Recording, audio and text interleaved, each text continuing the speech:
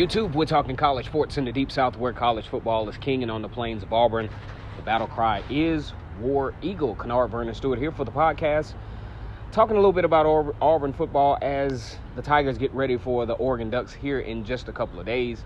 The depth chart just came out. We want to talk about that. Go ahead and like this video, comment, and subscribe to the channel. And remember, guys, as always, it's great to be an Auburn Tiger, War Eagle. We're not going to go into the whole depth chart, but there were some things that I know all of you are like, what's going on here? Nick Coe, arguably one of the most versatile football players on this Auburn team, can be found in several places on this depth chart. One, you got him as backup to Derrick Brown. Two, you got him backed up as, at the defensive tackle position. Three, got him backed up at defensive end.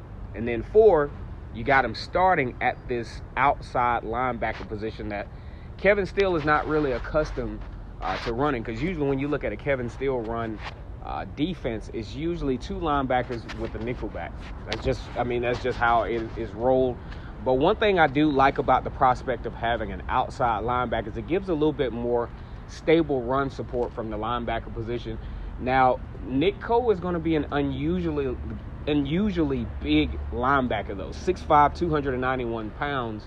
And I'm just really intrigued to see how this is actually going to pan out. Now, Gus Malzahn did say, we gotta get in the game, and we have to see how this thing goes, because you never know. He's going to play his role. Nick Coe is going to play his role based on the personnel packages that are in the football game. So that adds even more excitement to this Oregon game, because you have a piece to the puzzle that you've never seen before. I'm really interested and intrigued as to how Gus Malzahn is actually going to play this out. Gus Malzahn, Kevin Steele, Travis Williams, the linebackers coach, how they're going to play this out. One thing to note is that during the course of practices, both spring and fall, Nick Coe reportedly has not played any of the linebacker positions.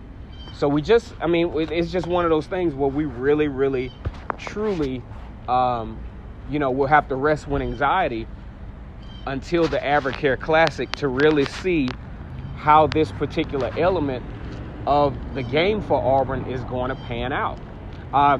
Guys, I'm not actually driving. I'm standing outside right now. So if you hear the cars moving back and forth, I'm not driving. I quit all the driving and podcasting. So, but either way, one thing to note is that this defense is going to be one of the better defenses, at least on paper, to start the season off with, than any defenses, at least in the recent past, for the Tigers. For number one, you have a very, very athletic secondary. These guys are now experienced. You don't have the one great cornerback like you had in Carlton Davis, and everybody else kind of was okay. Here you have a very talented group. Also, at the linebacker position, you have a lot of speed and a lot of sneaky experience, not necessarily in-game experience, but around the program experience. And that means a lot, because they've gotten to see how this program really, really works and what the coaching staff expects. And they have gotten some limited reps on the football field. But again, guys, I'm just as intrigued as you are about the whole Nick Coe outside linebacker thing. It's really, really not necessarily baffling, but my curiosity is killing me to see how this is going to work out. Once again, it's Coe Auburn Stewart here, the podcast talking Auburn football. Like I said, I'm not necessarily at a loss, but I got to see this as far as the Nick Coe thing goes. Go ahead and like this video, comment, and subscribe. As always, it's great to be an Auburn Tiger, War Eagle.